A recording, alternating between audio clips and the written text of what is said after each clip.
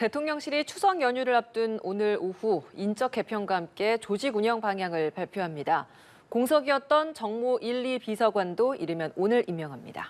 네, 국민의힘도 오늘 새로운 비대위원장 후보를 발표할 예정입니다. 오늘의 정치권 소식 최수영 시사평론가, 김성환 시사평론가 모시고 말씀 나누겠습니다. 두 분 어서 오십시오. 안녕하세요. 네, 대통령실 오늘 오후에 인적 개편 조직 운영 방향 발표할 걸로 보입니다. 우선 지금까지 언론에 공개된 내용을 보면 대통령실 정무 1, 2 비서관에 전희경 전 의원 그리고 장경상 국가경영연구원 사무국장이 낙점된 걸로 보이고 그에 앞서서 한 20여 명 정도의 행정관 정도가 스스로 사표를 제출하거나 사직 권고 처리된 그런 상황입니다. 일각에서는 수석이나 비서관급이 아니라 이런 실무진들을 교체하는 것이 과연 방향이 적절하느냐 이런 지적은 있는 상황인데 이번 인적 개편 방향 어떻게 평가하십니까? 네, 저는 일단은 세 가지 큰 틀이 좀 보이더라고요. 첫 번째가 빨리 어쨌든 추석 전에 이걸 마무리해서 추석 후에 정기국회 대비를 새로운 진용으로 하겠다라는 복선이 깔려 있는 것 같고요. 두 번째는 이른바 이제 그러니까 정치권에서 온 좀 행정관이나 이런 실무 요원들을 좀 줄임으로써 무언가 이제 정치권에 더 이상 이제 무슨 핵관 같은 그런 것 발신하지 말아라는 그런 뜻으로 두 번째 해석이 되고 세 번째가 정무 1, 2를 다 바꾸고 그다음에 시민사회 소통 수석이라든가 홍보 라인 이쪽이 많이 지금 교체가 됐잖아요. 그건 뭐냐면 앞으로 대통령이 어쨌든 정치에 대한 그러니까 정기국회 시즌이기도 하고 앞으로 민주당도 새 대표가 선출될 만큼 그런 정치의 시즌에 맞게 그런 진용을 갖추고 더군다나 이런 어떤 성과들을 좀 제대로 국민에게 전달할 수 있는 홍보 라인을 좀 강화하겠다. 이 큰 세 가지가 아마 방점이 찍힌 것 같아요. 그런데 정무 1, 2 비서관 지금 굉장히 관심이 높았죠. 전희경 의원이 이제 주로 대국회 업무를 맡는 1 비서관을 맡았고 2 비서관은 통상 정무 전략을 맡습니다. 그런데 장경상 지금 비서관이죠. 이 정무 2 비서관은 저하고도 인연이 있습니다. 청와대에 같이 근무를 박근혜 정부 청와대 같이 근무를 저는 홍보 수석실에 있었고 장 비서관은 이제 기획비서관실에 근무했기 때문에 저랑 아주 그때 돈독한 관계를 유지했는데 굉장히 전략에 밝고 그랜드 디자인을 잘합니다. 그렇기 때문에 정무 2 비서관 특히나 이제 말하자면 장경상 비서관은 박근혜 대통령의 당선인 시절에 그때 이제 비서실의 전략기획팀을 맡았었어요. 그렇기 때문에 아주 뭐랄까 담대한 전략이라든가 이런 것들에 대해서 굉장히 호평을 받는 그런 전략가 출신이기 때문에 많은 기대가 있어서 그러니까 큰 틀에서 놓고 본다면 앞으로 대통령실은 이제 좀 정무 기능을 좀 강화하면서 국회와의 접점을 좀 좁히기도 하지만 홍보라인 기능 강화해서 국민에게 많이 설명하고 그다음에 정기국회를 대비해서 새로운 진용으로 국민에게 선보이겠다. 다만 지금 지적하신 것처럼 왜 이렇게 실무진을 손보고 그러면 그 위에 있는 수석급들에게 책임을 묻지 않느냐. 이 얘기 지적이 나올 수 있어요. 저도 동감합니다. 그렇지만 이런 보관인 것 같아요. 일단 수석급들은 연말까지 기회를 주고 한 6개월간 근무를 한 다음에 그다음에 있는 성과와 그다음에 있는 본인들의 어떤 결과를 바탕으로 대통령실이 평가하고 대통령이 직접 그 교체 여부를 판단하겠다니까 최소한 앞서 말씀드린 세 가지의 방점을 두되 수석급들은 6개월 정도의 기회를 더 주고 대국민 평가와 함께 대통령실의 그런 업무 성과 이런 걸 바탕으로 마지막 한번 그때까지 기회를 준다. 저는 그렇게 해석을 하기 때문에 너무 이번에 수석급들은 놔두고 왜 실무 라인만 손보느냐는 비판은 조금 뒤로 좀 미뤄도 될 것 같습니다. 어떻습니까? 그러니까 제가 볼 때는 검찰이나 경찰도 수사하면 중간 수사 발표하잖아요. 그러니까 중간 수사 발표하듯이 얘기하는 거 아닌가 그렇게 생각이 드는데요. 그러니까 왜 그러냐면은 그러니까 보통의 경우에는 대통령실을 인적 교체를 한다고 하면은 교체 방향을 얘기하면서 발표를 한다거나 아니면 발표하면서 교체 방향을 동시에 발표를 하는 게 맞죠. 그러니까 그렇게 해야 이렇게 이번 비서실 개편이나 이런 거를 이런 방식으로 이런 방향에 따라서 했구나 이렇게 국민들이 알 수 있을 텐데 이거는 한 50명을 교체하고 난 다음에 대통령실 인사 쇄신 발표 방향을 발표한다는 게 이상하잖아요. 그러니까 말이 안 되는 발표를 지금 하고 있는 것이다. 그러니까 좀 긍정적으로 얘기하자면 앞으로도 더 개편할 것들이 남아있다. 그러니까 인적 개편할 부분들이 적지 않다. 이렇게 얘기할 수 있을 것 같고요. 좀 안 좋은 방향으로 얘기하자면 그동안에는 사실 방향도 없이 그냥 그 닥치는 일들을 처리하기 바빠서 예를 들면 윤핵관 라인을 먼저 내보내는 게 급선무다. 그래서 먼저 내보내고 난 다음에 방향을 잡아나가는 이런 길로 가는 거 아닌가 이렇게 생각이 돼요. 그러니까 굳이 얘기하자면 앞서 말씀하셨던 것처럼 원래 대통령실에서 뭔가 인적 개편을 한다고 하면은 그동안에 문제가 있다는 걸 인정하는 거잖아요. 아니면 국민 여론이 나쁘다는 걸 인정하는 것이기 때문에 그러면 보통의 경우에는 윗선이 먼저 책임지는 모습을 보여줘야 되는 거거든요. 그리고 위에서부터 아래로 차근차근 내려가야 되는데 지금은 또 아래에서 위로 거꾸로 올라가는 방향인데 위까지 갈지 안 갈지도 잘 모르겠어요. 근데 가장 큰 책임이 있다고 하는 이른바 검핵관은 가만히 있는 상황이고 그리고 사적 채용이나 이런 부분들에 대한 논란이나 자문들이 굉장히 많았는데 그런 부분에 대해서는 인적 교체를 했다고 하는 흔적을 발견하기 쉽지 않거든요. 그러니까 무언가의 목표를 위해서 대통령의 인식이든 뭐든 간에 뭐 지금 얘기 나오는 것처럼 윤핵관 라인을 먼저 정리하는 게 필요하다라고 하는 것에서부터 인적 개편이 시작된 것이 아닌가 싶고요. 하다 보니까 자꾸 일이 커지고 있는 것 아닐까. 그래서 추석 지나고 난 다음이든 앞서 말씀하셨던 것처럼 연말이든 간에 만약에 그동안에 당이 이렇게 중구난방이 되어 있는데 윤핵관한테 맡겼더니 당 문제가 정리가 안 되는 상황이 발생했다. 책임을 지워야겠다라고 판단한다면 정무수석을 먼저 교체하는 게 순서인데 지금 정무 비서관을 먼저 교체를 해놨잖아요. 정무수석 인사를 다시 또 한번 낸다거나 아니면은 또 시민사회 수석실은 지금 비서관 5명 자리 중에서 3명이 지금 공석이란 말이에요. 비서관 자리도 지금 인선이 안 되고 있는 상황이란 말이에요. 이 정도쯤 되면 시민사회 수석을 교체하는 게 맞죠. 먼저 나오는 게. 그럼 그 이후에 인사가 혹시 남아있는 것 아니냐 이런 예상을 할 수밖에 없는 상황인 것 같습니다. 수석급 개편이 우선시 되어야 한다라는 의견도 주셨는데 윤핵관 얘기를 계속해 주셨으니까 최근 이준석 전 대표가 신윤핵관으로 윤상현 의원을 언급하지 않았습니까? 윤상현 의원 친박계로 꼽히는데 이번에 지금 말 나오는 1비서관, 2비서관, 전의경 그리고 장경상 사무국장 둘 다 친박계라는 이야기가 좀 나와서 신윤핵관으로 친박계가 떠오른 것 아니냐 이런 분석도 나옵니다. 어떻게 생각하세요? 저는 그렇게 생각합니다. 윤핵관이라는 단어 누가 만들었죠? 이준석 대표가 만든 단어입니다. 작년 12월에 처음으로 선보였고 저는 올해 아마 연말쯤에 올해 단어를 선정한다면 아마 핵관이 저는 선정되지 않을까. 옥스퍼드 사전에 갈지도 모르겠습니다만은 저는 이준석 대표가 윤핵관을 거명하면서 전국을 정말 경랑의 소용돌이를 몰아넣는데 또 하나의 핵관을 만드는 거예요. 그러니까 저는 이게 이준석식 정치라고 생각을 하는 겁니다. 이준석식 정치는 끝없이 어떤 표적들을 양산해내면서 그 표적을 중심으로 국민 여론을 몰아가겠다는 전략인데 자 지금 제가 장경상 비서관과 윤상현 의원 저는 이렇게 생각을 하거든요. 장경상 비서관은 이제 실력 때문에 이제 타고난 그 기억력 때문에 뽑힌 것 같고 윤상현 의원은 사실 최근에 바른 소리를 잘했어요. 당의 수습이 이렇게 가면 안 된다라고 하면서 윤상현 의원이 여러 가지로 그 인맥과 그런 어떤 정무적 라인들이 넓은 건 맞습니다. 맞는데 그렇다고 해서 이게 친박으로의 귀환이냐? 저는 이런 거죠. 지금 자꾸 끊임없이 이준석 대표는 이런 이야기를 하면서 국민들에게 결국은 핵심 관계자들이 결국 분화하면서 윤석열 정부는 거기에 운명을 맡길 것이다. 이렇게 하는 건데 과거 보십시오. 진박, 친박 논란이 있어서 결국은 이 내부 갈등 때문에 박근혜 정부가 무너지는 단초를 마련한 거고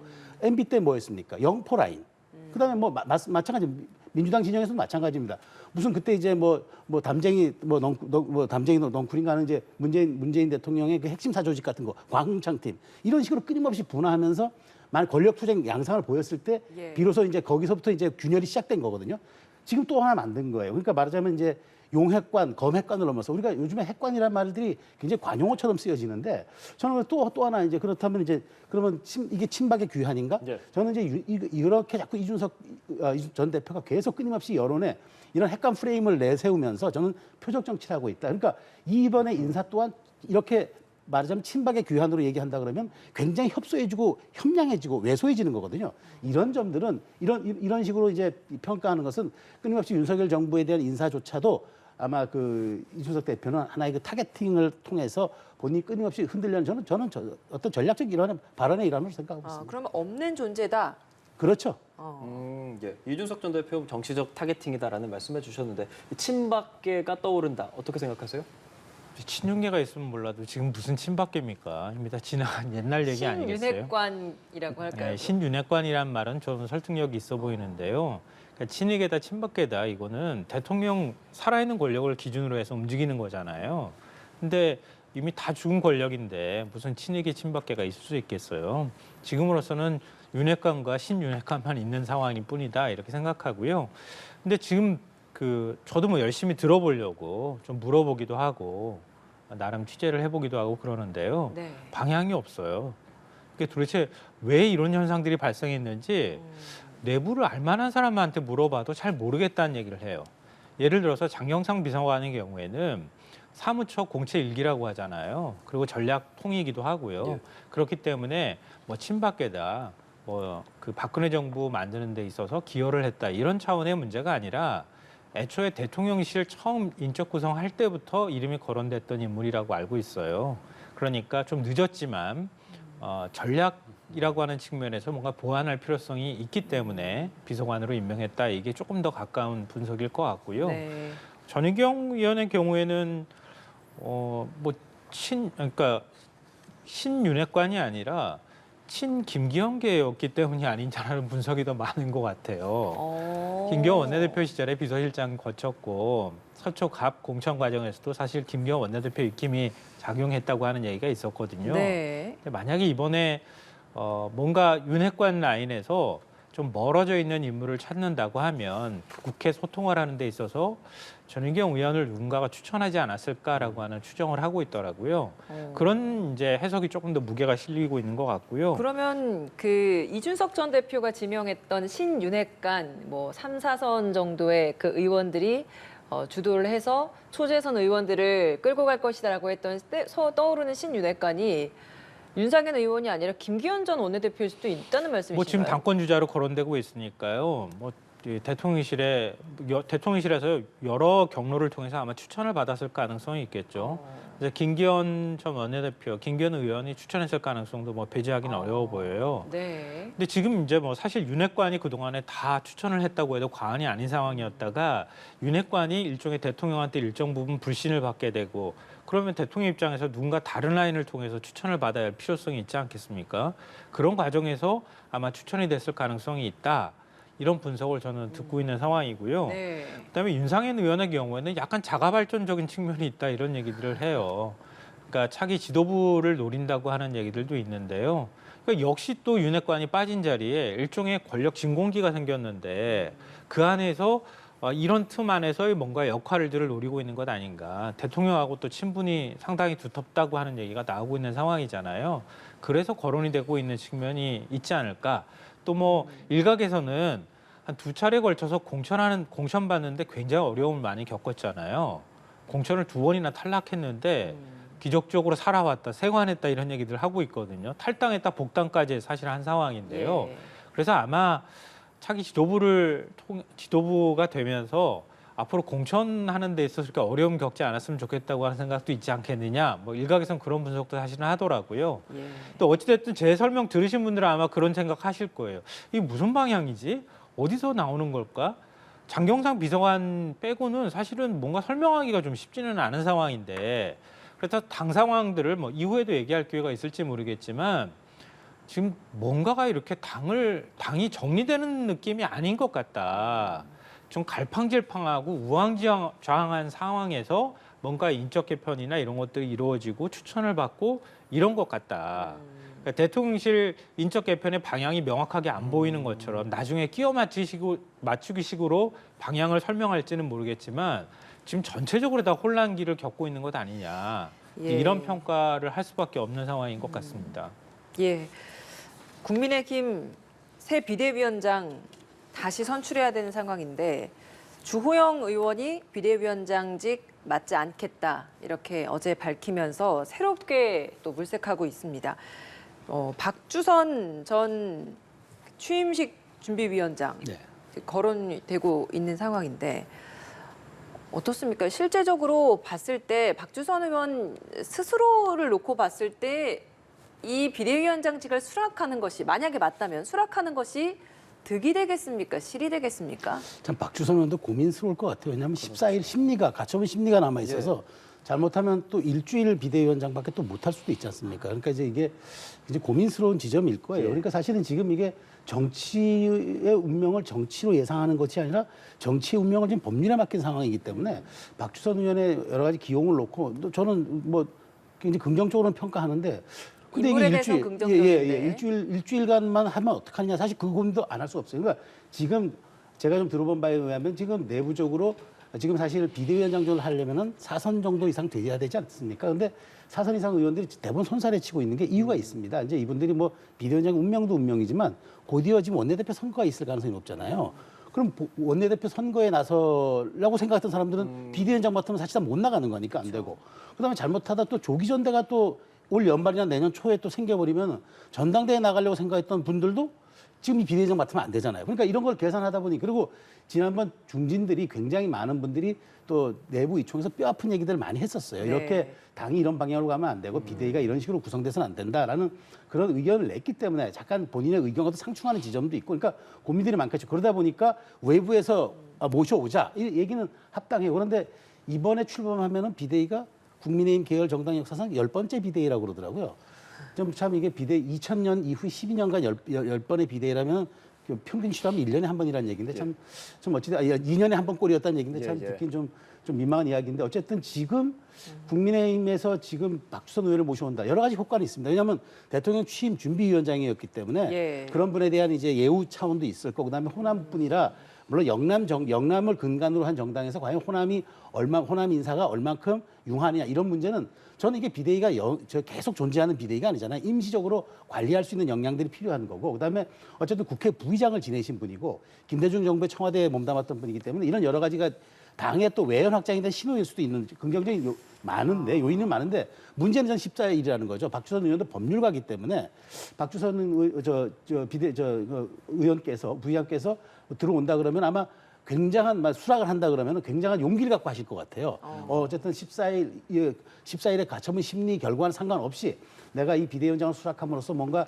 내가 윤석열 정부의 성공에 힘도 보태고 대통령 취임 준비위원장으로서 역할도 계속 수행하는 것이고 이런 것들에 대한 어떤 그 굉장히 좀 통 큰 결정이 될 수 있기 때문에 저는 그 국민의힘 쪽에서는 굉장히 모시려고 할 겁니다. 다만 박주선 위원장이 어떤 식의 평가를 할 것이고 또 근데 모셔온다면은 또 이 비대위 구성의 인원과 비대위원들 또 구성이 어떻게 될 건지 또 그리고 사실은 호남 출신 인사가 이렇게 비대위원장으로 중용되는 것도 굉장히 좀 드문 일이기 때문에 그것 또한 한번 가치 있는 일이긴 합니다만 박주선 부의장의 용단이 주목됩니다. 근데 인물로서 바람직하다라고 말씀은 해주셨습니다. 지금 쭉 말씀해주셨던 부분 중에 그 대통령직 취임식 준비위원장을 맡았었던 그 이력이 윤 대통령과 또 연결이 되는 부분이 있다 보니 당내 상황에 있어서 윤 대통령의 개입을 최대한 멀리하면서 이 비대위를 꾸려나가는 것이 비대위에서의 쇄신에 좀 바람직하다라는 시각에서는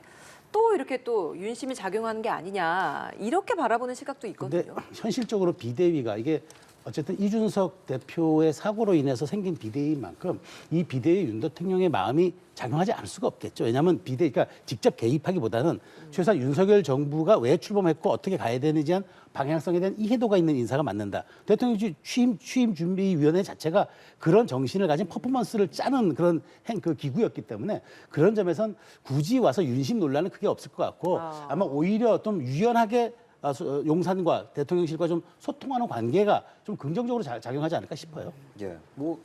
박 전 부위원장이 다소 부담스러울 수 있는 비대위원장직이거든요. 조금 전 윤심도 얘기했고 윤 대통령의 뭐 서울대 법대 선배이기도 하고 검찰 특수부 선배이기도 하고 뭐 이런 것도 작용을 할 수 있다라는 분석도 좀 나옵니다. 적절한 인선이라고 보시는지 그리고 본인이 수락할 거라고 보시는지요? 글쎄요, 뭐 본인은 어떻게 생각할지는 뭐 제가 알기는 좀 어려운 상황인데요. 어쩔 수 없는 선택일 수밖에 없는 거죠. 그러니까 이런 거잖아요. 지금 당 중진들은 나의 정치적 진로를 고민하기도 하고 그리고 또 비대위원장을 맡게 됐을 경우에 책임을 져야 하는 것도 부담스럽고 여러 가지 이유 때문에 중진들이 고사하는데 오히려 신윤핵관이라고 하는 건 초재선들이고 그렇다고 초재선을 시킬 수도 없고 그럼 당내에서 시킬 사람은 없고 그러니까 외부로 자꾸 눈을 돌리는 뭐 이런 상황이 됐는데요. 외부로 눈 돌리다 보니까 그래도 대통령이 아시는 분을 선정을 해야 되고 그러니까 대통령한테 이른바 충성 경쟁하듯이 대통령이 좋아할 만한 분을 누굴 추천하면 좋을까 그러다 보니까 몇 명을 추천했다 이런 얘기가 흘러나오잖아요. 벌써 박주선 전 국회 부의장도 그 중에 한 명이다 이런 거고요.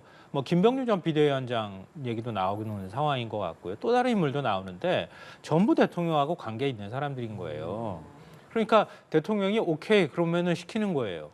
이게 집권 여당이 이게 뭡니까? 대통령 눈치만 보다가 그냥 끝나는 거 아니에요. 지금 대통령한테 이른바 눈밖에 난 이준석 대표 찍어내기 하기 위해서 지금 당이 이런 혼란을 겪고 있는 거랑 똑같은 상황이라는 거죠. 그러니까 뭐든지 대통령에 맞춰서 움직이다 보니까 집권 여당이 지금 이 모양 이 꼴이 된 거 아닙니까? 근데 거기서 한치도 벗어나지 않는 현상이 나타나는 것이다. 결국은 그런 상황에서 당대표가 없는 이런 지금 문제가 발생하고 있는 건데요. 과연 앞으로 뭐 전당대회 언제 열지는 모르겠지만 1월에 열든 2월 초가 됐든 간에 결국은 또 대통령 눈밖에 나지 않을 만한 사람 선정하는 과정이 될 수밖에 없을 것이다. 이걸 상징적으로 보여줄 것이고요. 박주선 전 국회 부의장이 호남 출신이다 자꾸 이렇게 얘기하는데 민주당에서 그리고 또 호남에서 서진 전략으로서 박주선 전 국회 부의장이 그만한 유용한 카드가 될 수 있을까요? 저는 그렇게 썩 좋은 평가 받을 것 같지는 않아요. 예. 그러니까 앞서 말씀드렸던 것처럼 이른바 윤심을 얻을 만한 사람 그리고 외부 인사 중에서 무난한 인물을 찾은 것이다라고 생각합니다. 예, 알겠습니다. 자, 저희가 대담 나누는 와중에 속보가 하나 들어왔습니다. 더불어민주당 오늘 김건희 특검법을 발의하겠다라는 입장 밝혔습니다. 박홍근 원내대표가 최고위원 회의에서 주가 조작 그리고 허위 경력 의혹 등에 대해서 특검법을 발의하겠다 이런 입장을 밝혀왔습니다. 예, 박 원내대표 수사 지연과 무혐의 불송치로 진실이 가려지고 있다며 이같이 밝혔고요. 이에 대해서 특검법을 발의하겠다라고 밝힌 상황입니다. 예, 앞서서 저희가 이 새 비대위원장 인선과 관련된 이야기를 했었는데 이준석 전 대표는 이와 관련해서 또 입장을 바로 냈습니다. 이런 발언을 했는데 좀 화면으로 좀 보여주실까요? 네, 박주선 의원님은 훌륭한 분입니다. 꼭 모셔주세요. 가처분은 합니다. 이렇게 이야기를 하는데 이거 어떻습니까? 훌륭한 분입니다라는 거 말 그대로 훌륭한 분입니다라고 받아들여야 되는 겁니까? 아니면 비꼰거라고 봐야 되는 겁니까? 글쎄요. 근데 본인이 서진 전략을 계속 추진해 왔잖아요. 그리고 호남의 구애를 하는 데서 제일 앞장섰던 인물이기도 하니까요. 호남 출신인 박 전 부의장을 비대위원장으로 임명하는 데 있어서는 반대할 이유가 없는 상황이기는 하다. 상징성을 갖고 있다고 아마 예. 본인 스스로는 생각할 가능성이 있다고 보이고요. 무엇보다도 윤핵관하고는 직접적으로 관계가 있다고 보긴 쉽지 않은 상황이니까요. 근데 그런 면에서는 개인적인 어떤 인신 공격을 할 의사는 전혀 없다는 뜻을 밝힌 것이 아닌가 싶고요. 어딘 그대로 받아들여도 될 것 같다. 네. 예. 근데 가처분 한다고 하는 거는 비대위 이제 전준이 통과하면 새롭게 또 비대위 구성되는 거 아닙니까? 그러니까 박주선 전 부의장 문제를 떠나서 새롭게 구성되는 새 비대위에는 가처분 신청을 안 할 수가 없는 상황일 거예요. 계속 사법 리스크를 만들어가는 과정을 통해서 이준석의 존재감을 만들겠다고 하는 게 전략이기 때문에 앞으로도 그런 전략들을 계속 선택할 가능성이 있지 않을까 생각합니다. 예, 짧게 네. 참 어떤 의미였다고 보세요? 저는 훌륭한 분이다. 이 얘기는 예. 이게 담겨 있는 것 같아요. 모시느라고 고생했다. 내 인물에 대해서 내가 품평하지는 않겠다. 다만 가처분 계속 할 테니까 앞으로도 계속 모셔봐라. 이런 약간 비아냥거리는 걸 봐야 되는데 어쨌든 박주선 부의장에 대해서는 제가 보기에 그렇게 호불호에 대한 나쁜 평가는 아닌 것 같고요. 다만 모시느라 고생했다. 내가 앞으로도 계속 하겠다. 이런 뜻으로 저는 해석이 됩니다. 예, 알겠습니다. 민주당 이야기 좀 해보겠습니다. 이재명 대표 검찰 소환에 응하지 않았고 이런 가운데 어제 검찰이 경기도청을 압수수색했습니다. 공소시효를 앞두고 다양한 조치들이 나오는 것으로 보이는데 이 의도를 두고 또 해석도 다양하게 나옵니다. 평론가님 어떻게 보세요? 글쎄 여러 가지 평가를 할 수 있을 것 같아요. 그런데 그동안에 그런 얘기가 있었잖아요. 검찰 특수부는 수사를 하는 게 아니라 정치를 한다. 약간 좀 정치의 냄새가 많이 난다. 이런 평가가 벌써 정치권에서 나오고 있는 것 같아요. 그러니까 소환 불응 얘기가 나오자마자 보란 듯이 경기도청을 압수수색하는. 그러면은 역으로 생각하면 그동안에 지금 이제 공소시효 거의 다 임박한 상황 아니겠어요? 근데 그런 상황에서 최소한의 어떤 정황 증거든 이런 것들을 확보하지 않은 상태에서 일단 야당 대표 나오시오 이렇게 부르려고 했다는 얘기가 되는 거잖아요. 야당 입장에서 상당히 불쾌할 수도 있고 정치적으로 소환 불응에 대한 맞대응 카드로 이거 봐라 그러면서 압수수색을 했다고 해석될 여지가 있다. 그러니까 특수부가 사실은 소환 불응까지도 검토를 한 상황에서 소환을 하려고 했던 거 아니냐. 소환을 하겠다고 국민들한테 만천하에 공개함으로써 일종의 뭐 지금 얘기하는 것처럼 추석 전에 망신 주기를 시도하려고 했던 거 아니냐. 뭐 이런 이제 해석도 가능할 것 같습니다. 어찌됐든 사실은 그 소환불응이라고 하는 것 자체가 이재명 대표 입장에서도 상당히 그러니까 부담스러운 카드이기는 한 것 같기 때문에 그러니까 민주당 입장에서는 지금으로서는 좀 더 투쟁력을 높여가는 방식으로 싸울 수밖에 없는 상황이 됐다. 그것도 또한 검찰이 의도했는지는 잘 모르겠으나 앞으로는 뭐 경세까지는 아니더라도 계속 이런 대치하는 장면들을 볼 수밖에 없는 상황으로 내몰리고 있는 것이 아닐까 이렇게 생각합니다. 예, 김문기 전 처장을 몰랐다고 했었던 발언을 살펴보기 위함이라고 했는데 팀장의 사무실을 압수수색했습니다. 이를 통해서 어떤 것을 밝혀내려고 하는 것일지 그리고 그를 통해서 검찰의 기소까지 가게 될지 어떤 의견이세요? 그러니까 이 사안의 쟁점은 이겁니다. 그러니까 지난해 대선 때 굉장한 핫 이슈로 등장한, 그러니까 이재명 대표가 후보로 선출되고 나서 그다음에 바로 이제 대선 국면 접어들면 대장동 의혹이 터졌잖아요. 그때 김문기 이 사건의 핵심이었던 사람의 보고를 받았느냐? 그러니까 이재명 당시 후보는 그 사람을 아예 모른다고 그랬잖아요. 이거 대단히 중요한 사안이라는 겁니다. 그러니까 왜냐하면 그때 가장 대선의 핫 이슈로 떠오른 아주 쟁점으로 떠오른 대장동 사건에서 내가 그 연루 의혹에서 탈피하기 위해서 거짓말했다는 게 이 사건의 쟁점입니다.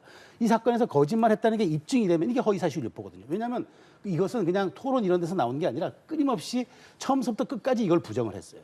대선 기간 내내. 그래서 어쨌든 이분은 또 그 해당 당사자인 김문기 처장은 굉장히 좀 가슴 아픈 선택을 했고, 그렇기 때문에 저는 이제 이 사안을 떠나서 이재명 지금 대표가 이 사안에 대해서 지금이라도 뭐 진실을 밝힌다면 모를까 끝까지 여기 대해서 모른다고 할 겁니다. 본인이 모른다고 했으니까. 그런데 만약 이 압수수색으로 인해서 거기에 대한 정황이 나오고 구체적 증거와 진실이 밝혀진다면 그때 또 다른 국면으로 가는 거죠. 이 사안은 허위사실 유포에 해당하기 때문에 대단히 큰 뭐 이건 당연히 기소 의견으로 갈 수밖에 없을 것 같은데, 다만 이렇게 시간이 1년 정도 지난 상황에서 압수수색이 얼만큼 유용하고 얼만큼 효과적이고 얼만큼 진실을 밝히는데 이게 유용한 도구가 될 것인가, 이건 뭐 검찰의 능력이겠지만 저는 이 사건의 핵심은 이 사건 당시에 가장 큰 핵심 쟁점이었던 대장동을 피해가려는 거짓말이었느냐 아니냐, 이것이 쟁점이기 때문에 검찰이 이걸 밝혀내느라고 아마 압수수색할 것 같은데 결과는 좀 지켜봐야 될 것 같습니다. 그러니까 공소시효 만료 사흘 남겨두고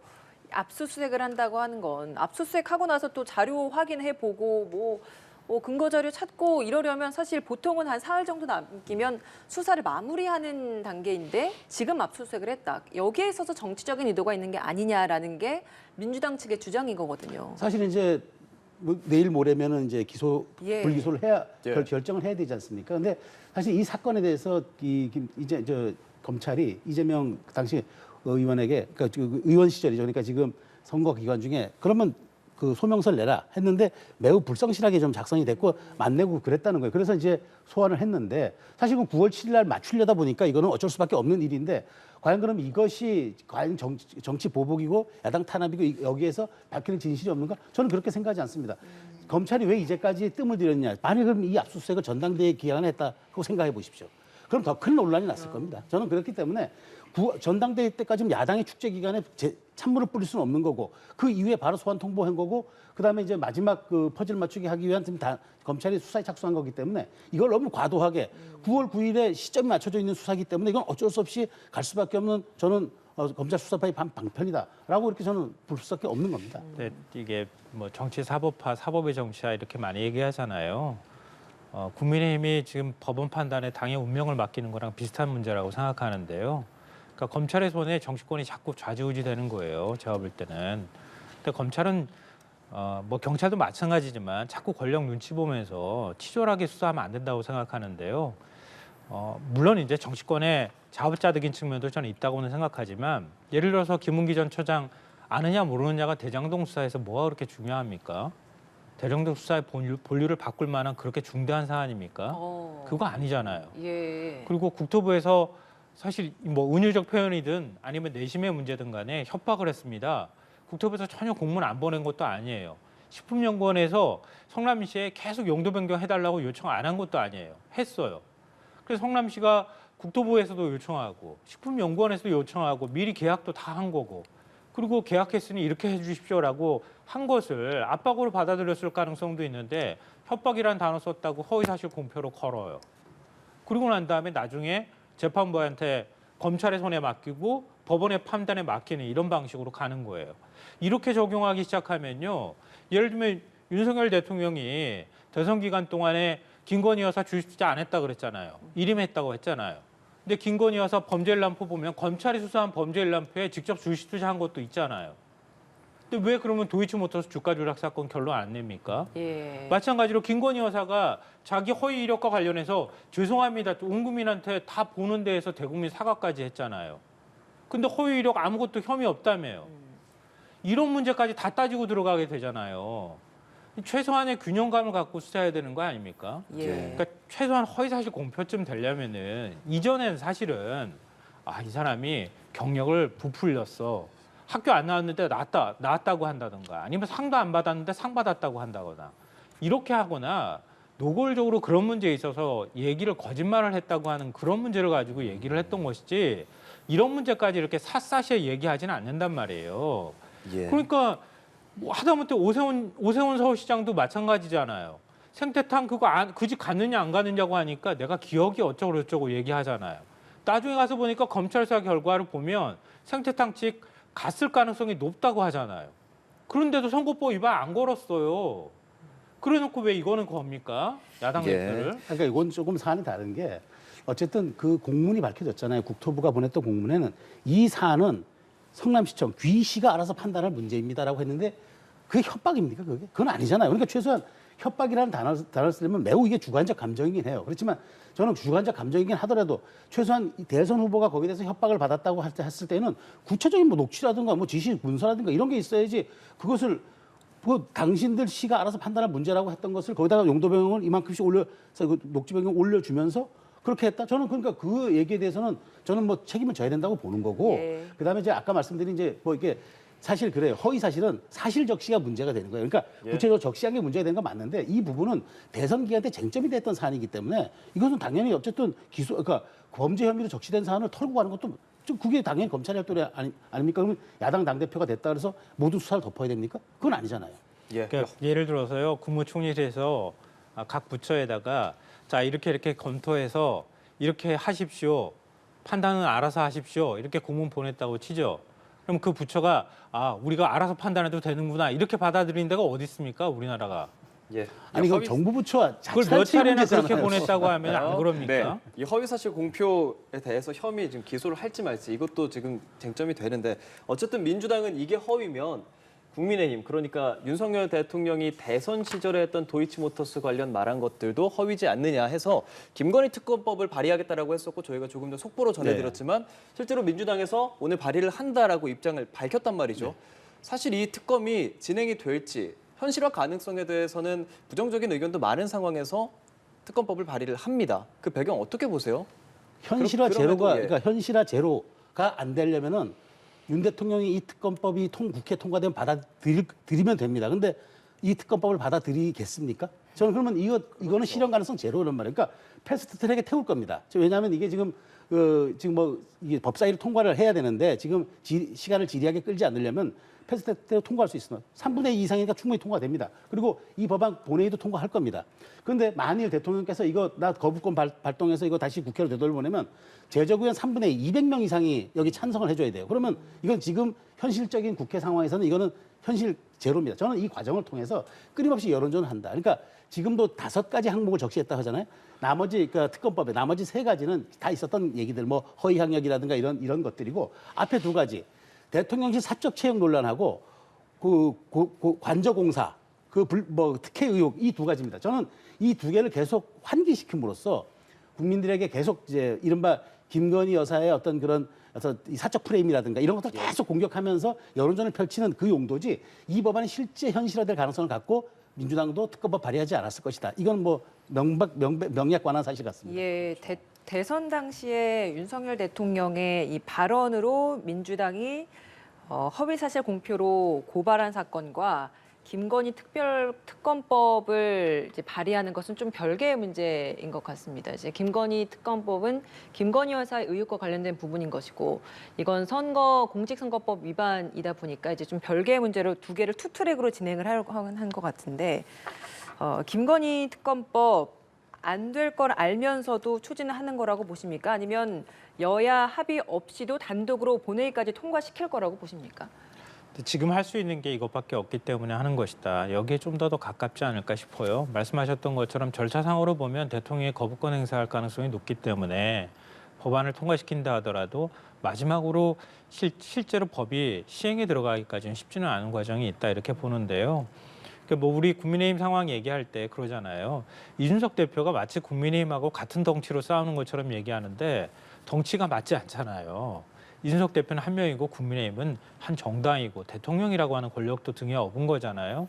근데 같은 등치시켜가지고 똑같은 힘을 갖고 있는 사람끼리 싸우는 것처럼 얘기하는 것은 모순이 있는 거랑 마찬가지라고 생각해요. 그러니까 국민의힘이 과거에 계속 문재인 정부 때도 얘기했던 거가 이런 거잖아요. 문재인 대통령은 막강한 힘을 갖고 있고 민주당은 엄청난 힘을 갖고 있는데 우리는 너무 왜소한데 싸울 수 있는 방법은 이거밖에 없습니다. 뭐 이렇게 하다가 선거법 통과시킬 때 보니까 막 우리가 저항할 수 있는 방법은 대항권은 이거밖에 없습니다. 그러면서 법막 무시하고 몸싸움하고 막 그러잖아요. 그거 합리적이라고 판단하고 얘기를 한단 말이에요. 민주당 입장에서 대한민국에서 대통령 권력을 능가하는 대통령 권력이 엄청나다는 건 모든 사람이 다 아는 거 아닙니까? 아무리 국회의석을 많이 갖고 있다 하더라도 지금 이렇게 전방위적으로 문재인 정부 청와대를 겨냥한 수사가 서울중앙지검에서 시작되고 있고 다 진행 중이고 이재명 당대표, 야당 대표를 상대로 해서 뭐 8건이니 거의 먼지털이식 수사를 하고 있는데 민주당이 할 수 있는 방법이 뭐가 있겠어요? 대항할 수 있는 방법은 국민들이 다 아는 것처럼 이른바 김건희 여사와 관련되는 리스크 문제 우리 들여다봅시다 그러면은 이렇게 나올 수밖에 없다는 거예요. 그래서 본회의까지 통과시킬 것이다. 시도를 할 가능성은 전 충분히 알겠습니다. 있다고 봐요. 예. 앞으로 계속 제가 볼 때는 서울중앙지검에서 수사 결과 내놓는다고 해서 문재인 정부 청와대 인사들 기소하려고 덤벼들기 시작할 가능성도 있고요. 그럴 때 계속 꺼내들 수 있는 카드가 될 예. 것이다라고 생각합니다. 알겠습니다. 오늘 두 분 말씀 여기까지 듣겠습니다. 고맙습니다. 두 분 고맙습니다.